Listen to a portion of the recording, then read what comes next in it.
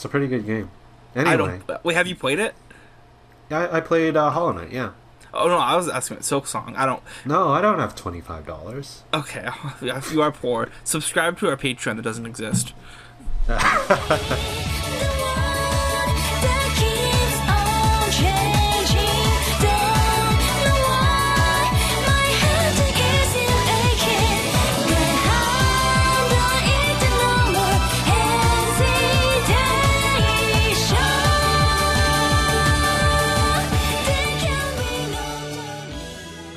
Hello and welcome. You're listening to the TWGOKcast, The World God Only Knows reread and rewatch podcast. I'm Aquason. And I'm Magile.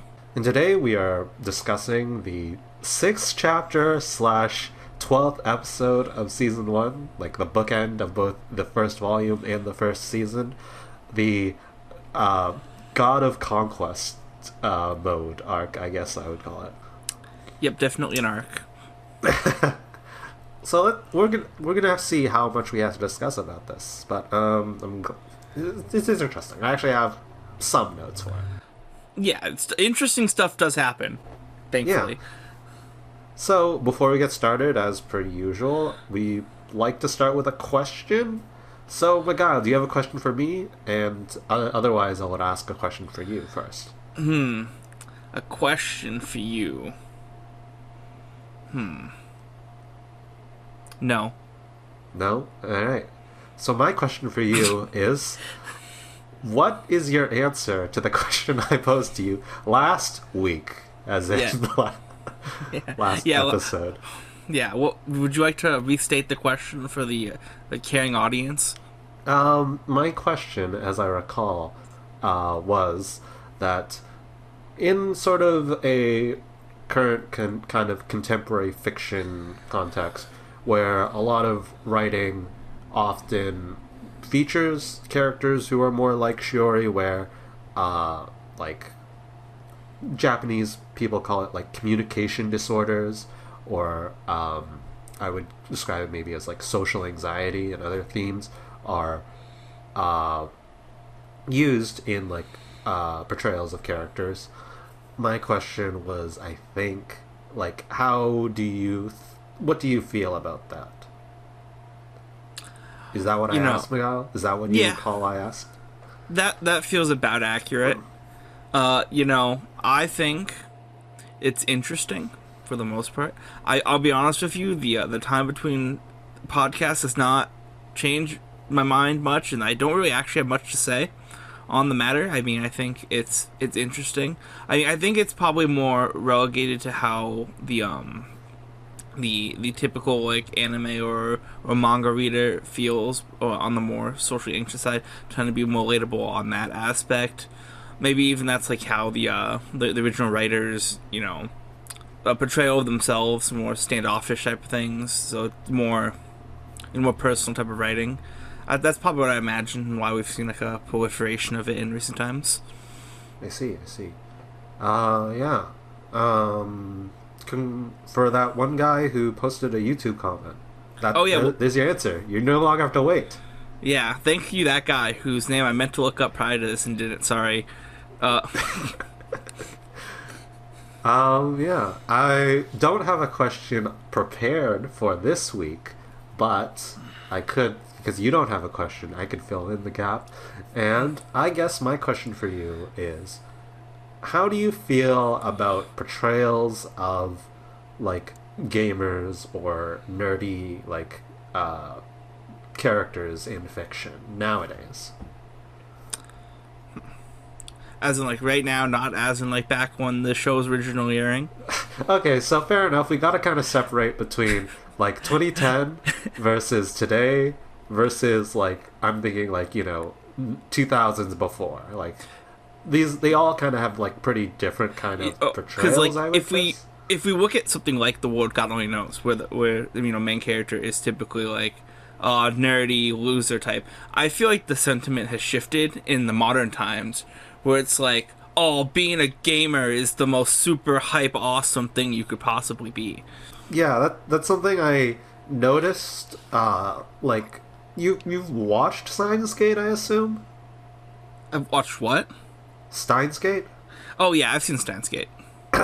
Like, a lot of like media from that era, both Japan and sort of like uh, Western.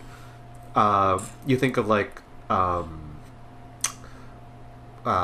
comic book guy from like Simpsons or whatever, where it's like lots of like pretty negative stereotypes of like the big fans of like whatever niche nerdy media, right? Yep.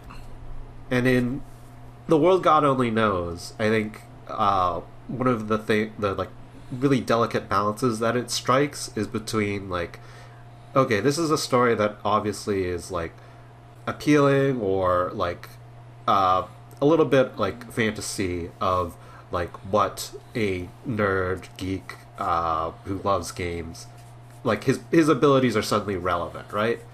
But at the same time, it also like doesn't like treat it uncritically, like his obsession or his passion for games in this way that like it like strikes a balance, I feel, where previous sort of things, even in something like Steins Gate, where the nerd character is like important and helpful to the plot, right? He is still like he's still kind of portrayed like a comedic character in a way that like he is what's the word?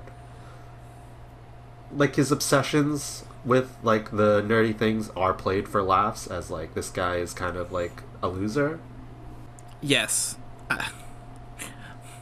I don't know if you're looking for feedback on the topic of the matter. I think like The World God Knows, I think does strike a balance when it's a where Kama being like a nerd is a gamer, even, we'll call him. It is obviously a very important plot point, is like the sole premise of the show, but despite it being like one of his core character traits, he's like still consistently derided for it throughout the entire thing for the most part. Yeah. Still looked down upon entirely, still mostly played for laughs. Like, I think like the episode we're about to get into is a pretty good analog of that, since we're getting into like a very, very joke episode. He dives deep into the gamer lifestyle. Okay, so now typically we do like a bit of recap, so I think I can cover it. It's not that long. Yeah, probably. So the episode starts with Elsie in the kitchen. It's Sunday morning. She's cooking a meal.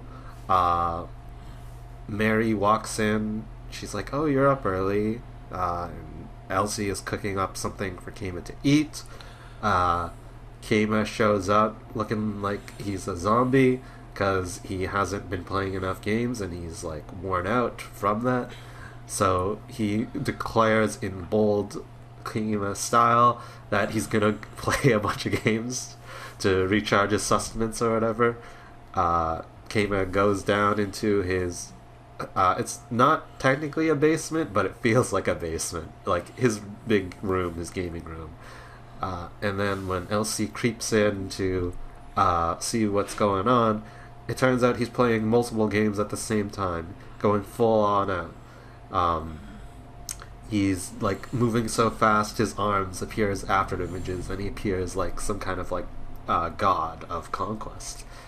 And from there, Elsie is like a little confused and also impressed, but then also confused. And she ends up leaving as Kama pontificates about the power of his form and the cost that it comes with.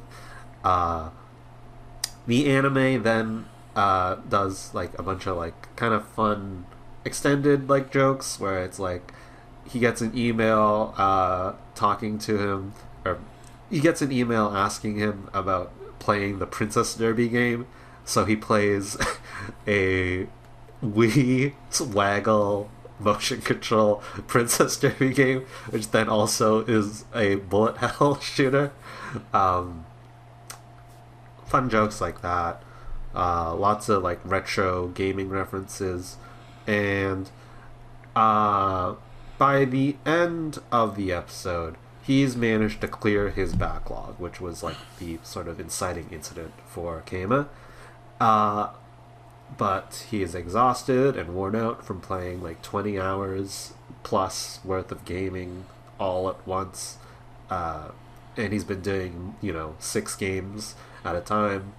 So he starts hallucinating, and he sees like the characters on the screen cheer for him, where afterwards they bring him into the gaming world where he sings a song. And then that is the end of the anime, while in the manga it bookends by it turning out to be Elsie who was calling out to him. She gives the moral of the lesson being that the moral of the day being that you gotta eat in real life, and she gives him the food that she'd been preparing, and he like is disgusted, and that's the end of the chapter. Woo! Clap, clap, clap. Thank you. So, do you have notes? Do you have anything you want to hit off first off? First impressions? Yeah, so I mean, we'll start something very beginning. I find it interesting they changed the food that Elsie's making between the manga and anime. Right. So in the manga, it's this handwich, which is good pun by Wakaki, because I see that that's an English pun that he put in. And in the anime, it's like a nondescript pot of just like various ingredients. It felt like. Yeah, I noted that for myself, that like the manga kind of has this kind of concise bookend where it like sets up at the beginning the handwich, and at the end it like comes back to it, right? Yes. The whole thing is like she brings it back to him. Whereas the anime, it is like he sings a song, it says the end, not the end, and then tease for season 2. Yes. I mean, I think the difference might come down to that the episode / chapters kind of serves like a different purpose between the two, since they kind of come at different places. They're both like the end of volume and the show, but whereas like the manga's obviously going to continue, they don't have to focus on that. The show's continuing. They have like in the anime like, oh, we're getting a season 2, which is actually pretty relevant. Right, because like. Unless like your book gets canceled like really quickly, you're probably gonna have another volume from volume 1, right? Yeah. I noticed that this is the first chapter in the manga that like characterizes Elsie and Mary and Keima's dynamic, where Elsie is like the golden child, because at this point in the manga, canon arc has not happened. And Elsie Cake Arc has not happened. Or Elsie Cake Arc has happened, but it's like doesn't include Mary's perspective, right? Yep. So I found that interesting. I also thought it was at the very end of the manga chapter, we're still existing in sort of this space where there's still a bit of that ship teasing between Elsie and Keima, because like she like shakes his hand and he is holding her hand, and then they kind of like get embarrassed. It's interesting again because volume 1, very early in the manga, we have like in Mio's arc where Elsie is jealous. Later on in volume 2 of the manga, we also get Elsie kind of being jealous of Canon at the end, but this disappears in the anime adaptation, and over the course of the manga it fades away as part of like the characterization, as the characters get like more developed and more refined, and the relationship becomes more specifically like sibling like. Should we move on to the next random points of discussion? Yeah. So, do you have something? I've still got some more. I mean, I have I guess it's kind of a bigger note. Since the anime obviously goes a lot more in depth than the manga, just due to the amount of time that is relegated to it. One of the things I really liked in the anime adaptation is how it utilizes the full version of the main opening theme throughout it. I had that note for myself as well. Like, it uses it multiple times, right? Where it splits up into different parts over the course of the episode. Go ahead. No, you talk. Okay, I specifically noted to myself in that sort of like final sequence when he's using his power, where it's like breaking into, I think it's the third. No, third is like the opening one part. This might be like section 2, section 4. It goes like, it's the part when he says like, "Beyond lies the realm of the divine, the world God only knows." Title drop. Yes. It's the part where he's like, and I was like, I think for the Japanese like show creators here, they maybe have like a translation of what the English lyrics are saying, but they're mostly just going off of like the sound and the vibes of it. But I think it was like the actual lyrical like matching at this point where it's like, "Think about my love," and then, you know, that one, and like, Yeah. "In an uncertain world, face to face with myself."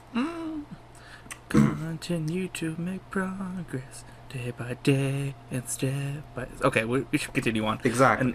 Yeah. I think that's like thematically with like this point in like Kima's perspective, like it really kind of matches the feelings that he has, because he's going all out on playing games, but it's very much like a romantic sort of passion here, right? Yes. And like I think it's like a really like clever use of this, like, what is it, 11-minute song that they made. Yeah. Like it manages to hit the notes of both being like epic and grand, but also like having that like clearly important, passionate, romantic obsession that Kima has that feels very earnest to him. One of the funny kind of gags they do with it too is, you know, it focuses on Elsie's perspective, and like when she walks out of the room and closes the door, the music just stops. Yes, So I love it's all that. like happening in the room.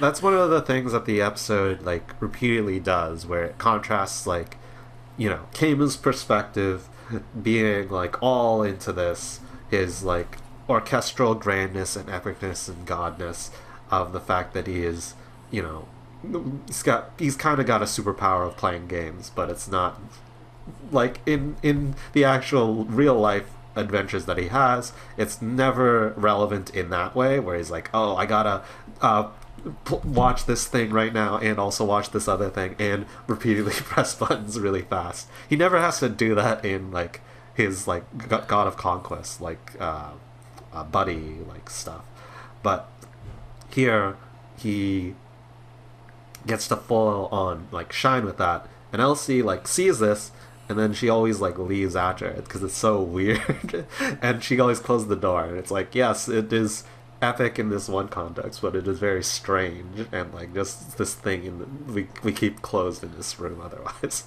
You know, this is kind of like a weird comparison point, but it's kind of like when you're like watching people like really good at fighting games, and it's just like, if you're like really into fighting games and someone just being like really cool, you're like, "Oh, that was an insane like combo of things they did." But like if you're just a person watching, it's like, they're just hitting buttons. Like what? Yeah. What was so cool about that? I don't know, man.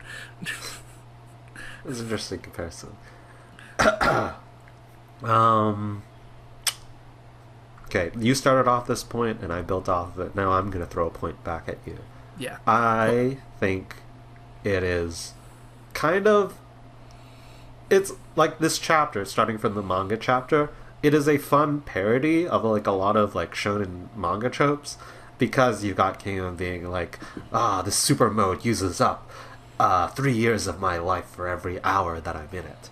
And it's like, well, actually, that's just how it feels. It just makes you so... And like, it kind of plays with me, in my mind, to like how the series is still really like interested in sort of the difference and distinction between Keima's like quote unquote like real world and like the version of reality presented in like fictional media, in games, but also in because I've seen this trope both in games as well, and like old 90s Japanese like visual novel kind of stuff. Sorry, yeah. So I mean, like the duality between Yeah, Yeah, actually, I don't say on things. Sorry. you don't have a. I didn't have a question for you, so Yeah, maybe. see, it So sounded like maybe it I. was leading to a question, but no, it's fine.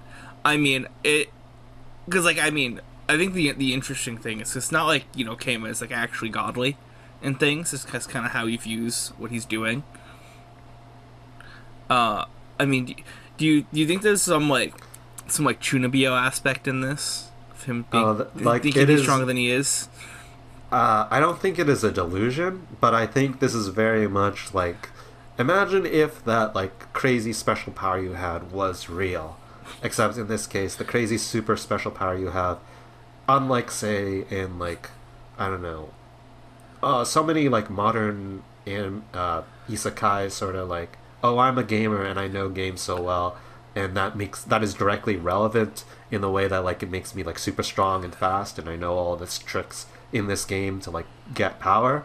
Here it is like, yes, he is like godlike in this very specific niche domain, right? Which isn't at all relevant. It's like which isn't at all relevant in the like actually like physical dexterity that he displays or his ability to like read six screens at once and individually like empathize with each one. Like it like that is relevant in the sense that it like informs his like actions in Goddess Arc, for example, where he's like constantly sort of like multitasking and trying to juggle like six romantic interests at once. But it is like it is not relevant in the same way, and it is very much a comedy chapter. Yeah, no, absolutely. Mm, you can go. I mean, so one of the things I think is funny in the anime adaptation is they're trying to constantly increase the amount of games Kama is playing. Whereas in the manga, it kind of tops out at 6, but he like mentions he can like do 12, and it's like Yes. in the anime, it's like, oh, I can do 12. I'm going to actually I can do 24 if I wanted to. It's all adventure games. Yes, and that's the thing actually interesting. I learned that the term visual novel doesn't really exist in the Japanese gaming or cultural conception in the same way. Like, even though the term visual novel originated in Japan, it was more like a marketing label by like this one specific like gaming company, which then another gaming company also used. And so the first English uh, localization companies that were trying to like market and explain these like games to the Western audiences were like, oh yeah, these are visual novels. It's a thing in Japan, but in Japan these are all called adventure games. Wow, that's Yeah. mind blowing. Because they directly originate from like the Japanese adventure game tradition, which started off like as like the text based, you type in go there, like look under key or that kind of stuff, and then they gradually over time became more and more like as we consider visual novel. Instead of having a parser, you like click on the parts of the screen, and then that eventually in a lot of them fall away. Like you still see it in things like Ace Attorney, right? But like in other sort of takes on the adventure game, it's more like a novel style, which is novel style actually refers more to like how the text is not displayed like at the bottom. It like has narration that covers sort of like the full image, but it's interesting. So Kama, yeah, he can play 24 visual novels at the same time, basically, which also kind of makes sense because it's like if he's playing like RPGs or whatever, he's got to make bigger decisions. Yeah, if he's playing the horse bullet hell game, it probably takes a bit more effort than other games. Yeah, that is such a funny visual get. Like, there's in the anime, they really play up all the like gaming references and cameos and lots of like fun jokes. Like, did you notice? It's only like on screen for like a second, where it's like the Famicom / NES Princess Derby game is like Excite like. Yeah, I did actually. It has like the ramps and yeah, I saw it in the background. Mm-hmm. It's like a lot of like fun references for people who know gaming history or grew up through it. Or gamers. Yes, or gamers. The thing is, I feel like nowadays also, like, more than just like gamers, as in more people play a variety of different games. I feel like there's less of like a cohesive identity where you play like you're engaged with like all segments of gaming in the same way. I feel like if you play, let's say, like a live service shooter, right? That is like your main thing. And if you play narrative, like AAA sort of games, then that is a different sort of thing. And you might cross over with like people who play Call of Duty, and those people might cross over with people who play like FIFA, but it's way more like it's way more nowadays that if you play games, you kind of play like one kind of specific kind of thing. You know, I think that's definitely true. I also think it's a big thing we're seeing in like the anime community as of lately, because like so these more niche things, when they come into like the more public view, I think it's whereas like in the past it might be like I play games, I watch anime. It's, you know, as I said, it breaks down to these specific categories that people focus on. Just because it's more, I think, digestible. You can't, you know, partake in all of media for into specific aspects. So you have to focus in on the specific aspect that you enjoy and put a lot of your time and effort into that. Right. It's like, like I play, like, for me, I play like all sorts of games, but there are things where I'm like less versed in, but I'm conscious of. And then there are obviously games which I don't have interest in, like sports games. But you don't play FIFA? Like, no, the sports game that I'm a fan of is like, have you ever played Nidhogg? I'd never even heard of this. Okay, it's a fencing game where you like sacrifice yourself to orb. Oh, I know where I was going with this. Oh, good, continue. I was gonna go with. Do you know what's something that I feel like has crossed a lot of, like these kind of like what would I call it, like genre interest, like to have like very widespread sort of like cross fandom interest. What is it? This is gonna date the podcast to this very specific time, but Ooh. Silk Song. Ooh. Yeah. Has it? Like because I know there are like Metroidvania fans in specific, but then there are also like so many other people who are just like, oh yeah, I played Hollow Knight and it's so anticipated and I want to play the new one, right? Honestly, you picked like the wrong co-host for the podcast, because I'm like, I don't know, man. I feel like the hype around Silk Song's a bit kind of overblown. Whoa. I feel like it's a very specific niche people playing it, and it's it the crashed vocal like minority. Every storefront because everyone was buying it at the same time. Listen, like the thing is, there's a lot of people. Is it's not like like percentage wise? I think it's not like it's the entire population of the world playing it. I agree it was popular at the time, but it's just like a lot of the. We're not turning this into the Silk Song podcast. We can save that to other podcast after Charlie Brown and after Angel Beats. We got Angel Beats on there too. I got important ones. Well, honestly, I'm not doing that. I'm not playing Hollow Knight. I'm not playing Silk Song. Nope, I'm not doing it. I refuse. Sorry. All right. It's a pretty good game. Anyway, wait, have you played it? Yeah, I played Hollow Knight. Yeah. Oh no, I was asking about Silk Song. No, I don't have $25. Okay, if you are poor, subscribe to our Patreon that doesn't exist. Anyway, we were talking about this episode. So, I had another thing I wrote down here. So, did you understand that Ashita no Joe reference in the anime where Keima is, like, dressed up sort of like a poor, I don't know, early 20th century sort of like rough, and he's like looking over the like bridge And talking with Elsie. Yes. Yeah. And Elsie is talking about how sad like this existence is, how like he should be out enjoying his youth. I'll be honest with you. It's a reference. I didn't get the reference. I assumed it was a reference to something.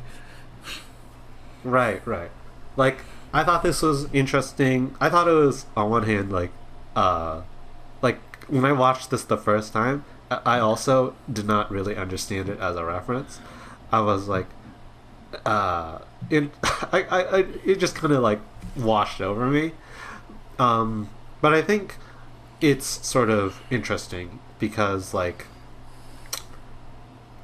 here we get like this comedic sort of like fantasy sequence, which we've done previously with things like Kema imagining, bidding for a girl's like secret trouble, and then he gets shot by like the gangsters, right? Or like other sort of like these like extremely stylized or expanded like imagined spots when he's like explaining something.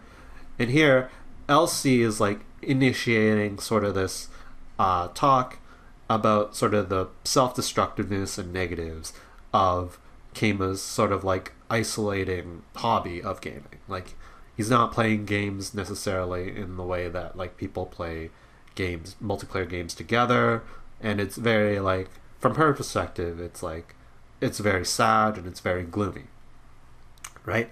But Kema kind of rebuffs this, and I think there's a really interesting sort of like portrayal here, because Kema, his defense is very much like out of like romantic, passionate, idealistic love, right?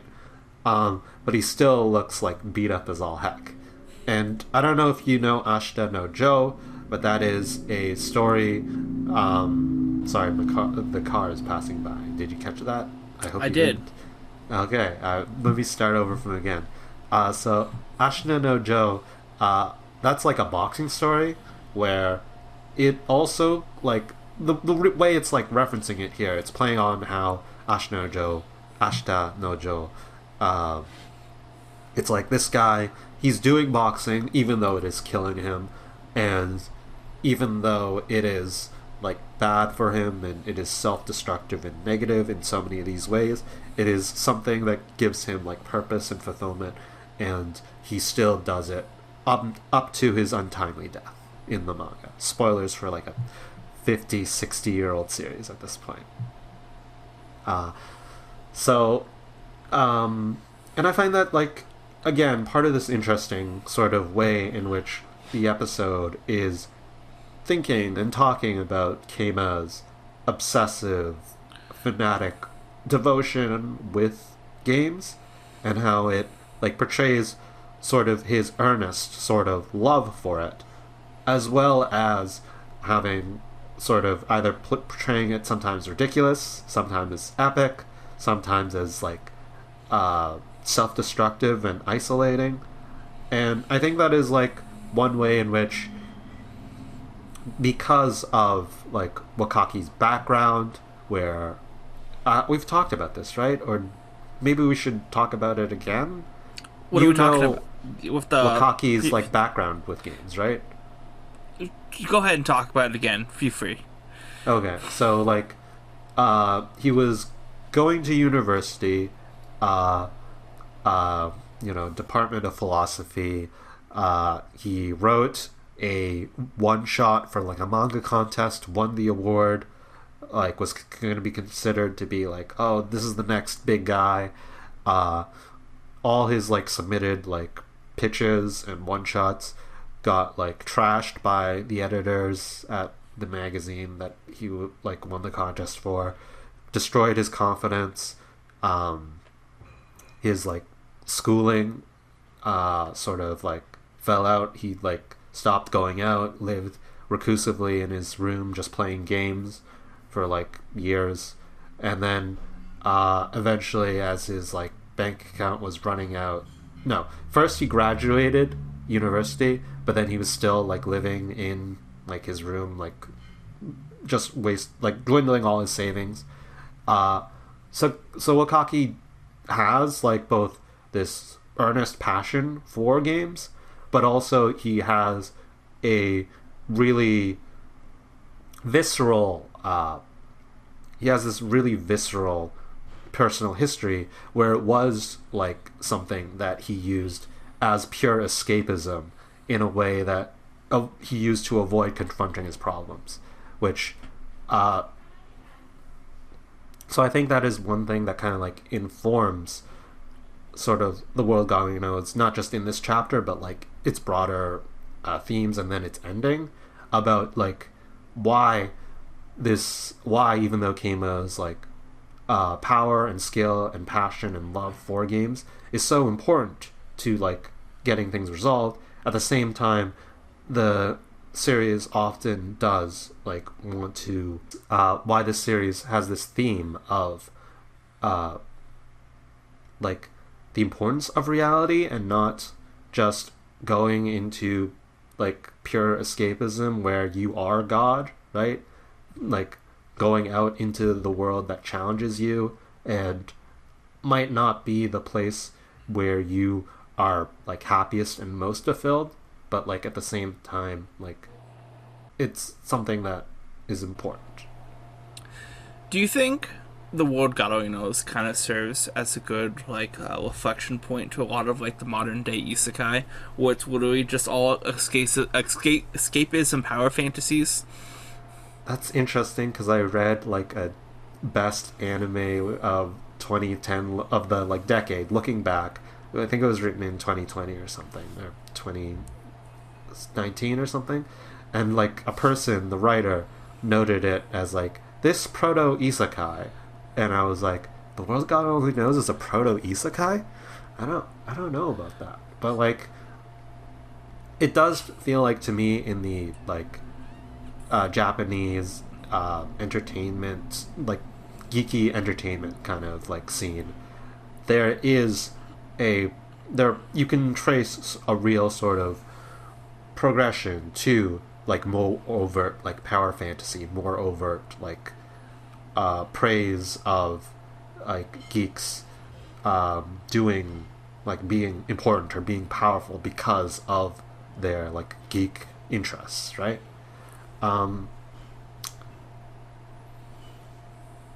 Like I've like this is me not actually watching this stuff and not following that scene all that closely, but there's like a common sentiment I see where it's like people, these authors and these audiences, they like sort of regurgitate or they build off of it or they copy and paste sort of the things that are popular in a way that like has resulted in the contemporary sort of scene where you got things like say solo leveling or whatever, where it's like people in today's language talk about like it's all aura, right? It's all about making the main character self-insert like feel like, oh, he's so powerful, I'm so powerful, so cool, which it's at the same time I don't know how much of this is like wider trend versus Wakaki in particular having this one particular point. Because if we think about something like Haruhi, right? Yep, I've seen Haruhi, don't worry. Okay, I haven't, except for like the first episode, which is not the first episode because it was released in non-chronological order. So you watched the episode that's really confusing without context? Yeah. Okay. And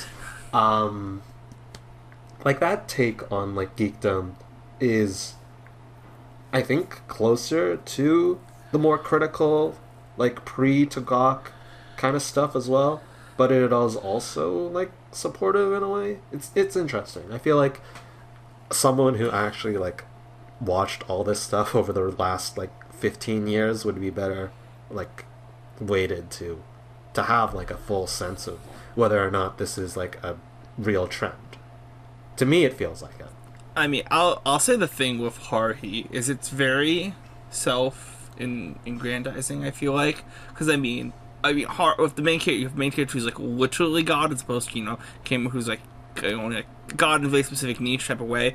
When you have a main character who like everything kind of bends to their will, almost innately everything's going to kind of turn out fine, which is the thing the show kind of uses to its benefit for the most part, because like that's kind of the thing in horror. Nothing ever like bad really happens. is it's like, I mean, there's stuff that's problems, but everything kind of mostly just resolves itself to whatever the biggest benefit is of Haruhi. I see. Okay. I feel like I kind of need to blitz through the remaining of these. Yeah, Do you go have? for it. All right. One. Sorry, I had to like burp a little bit. One. Did you know that Shiori's voice actress read this chapter as a bonus for the DVD Blu-ray limited edition? I can't say I did. No. Okay, I'll share the link afterwards, but for our listeners, I'm gonna play it right now. フラグ録神以上人間未満ふんふんふんふんふんふんバサバサこっちの世界もだいぶ慣れました Wow, my god, wasn't that great? Yeah, is she voiced by Kana Hanazawa? Is that who it is? Yeah. Okay, good. I know a voice actor off the top of my head. Next up, the anime includes like a cameo of Hakua's buddy Yuki Mari as she's like going outside like delivering her go cult. Thought that's nice for manga fans who like, oh, that character, she exists. We get a little like, what's the word, foreshadowing, like a little bit of like, oh, she existed before, like becomes directly relevant. Number 3, the ending of the anime, like before Hakua's little teaser, is like going over all these game characters which we've seen throughout the show of like Keima, like the shots where he's playing on his PFP, right? Yep. And I thought it was really like a nice way to like draw like a sense of this whole season together, because it's like they're all coming back to like support him. And did you know, talk trivia alert here, that orange-haired girl who is like the orange-haired girl with the green uniform is the first girl that appears in that opening sequence for season 1 when she's like holding up the hand and the camera pans around. No, I can't say I did. Thank you for dropping more Turok trivia on me. I thought that the embellished sequence of Keima seeing the roots, like the multicolored flowcharts in the anime, was a great way of visually conveying his ability to predict what's going to happen. It's very dynamic, and it's like, oh, that looks like a flowchart that you'll see like when people are like, here's how to get whatever like ending you want. But yeah, like, it's way kind of over the top and way cool. Yeah, it's kind of reminiscent of like, have you played Shadow the Hedgehog? Shadow the Hedgehog, the game with like technically a million endings, but actually no. Yeah, it has like the branching path line. It's kind of like that. Yes. Mm-hmm.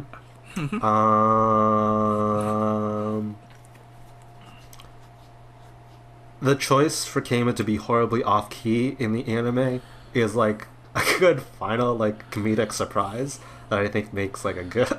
It's like a really fun season ender in a sense, because like even though it's low stakes, even though it is like quote-unquote kind of filler, it's just like a lot of fun jokes, and also like Keima being himself in like a very real way.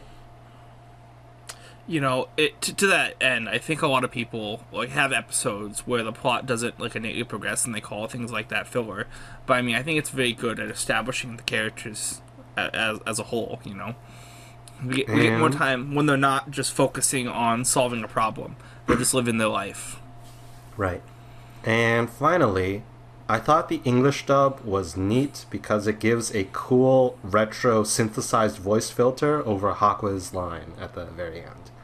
In the Japanese dub, there's no filter, while in the English dub, it's like, oh, it's on a whatever this thing, PCX or something. So of course it's gonna sound like it's horribly compressed and like artificial.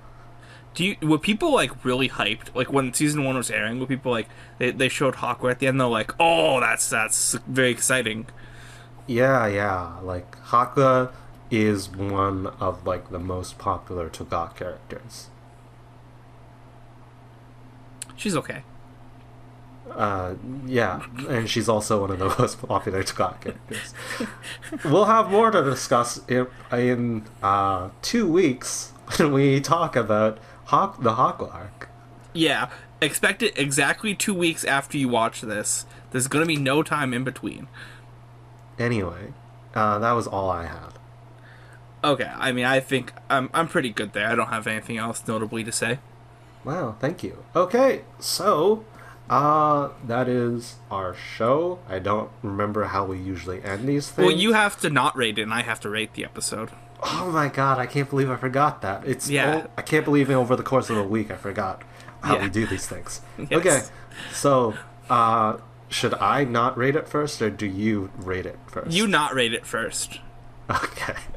So I think this episode is like iconic to Gawk in a way that like it establishes a lot of like fun character traits of Keima, and I think it is critical in a way that like having these breather chapters and breather episodes flushes out Keima as just in his ordinary life. It shows his obsession and passion and romance and explores it from a number of different angles. It has some family dynamics between Keima, Elsie, and Mary, and I think it is a very funny episode. I know why so many people love this season finale and this song in particular.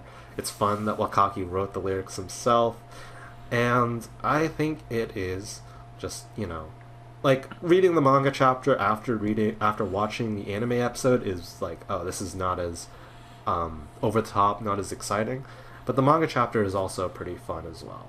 And yeah, I think it is also a really good solid way to end a thing, where instead of having some sort of dramatic climactic like resolution to a thing, it is kind of like a nice denouement or a nice epilogue. So that's my not rating. And I would give it an A for adventure game. Okay. Thank you, Mikhail. And thank you. Okay. We'll see you next week. Yep, next week. Bye. Bye.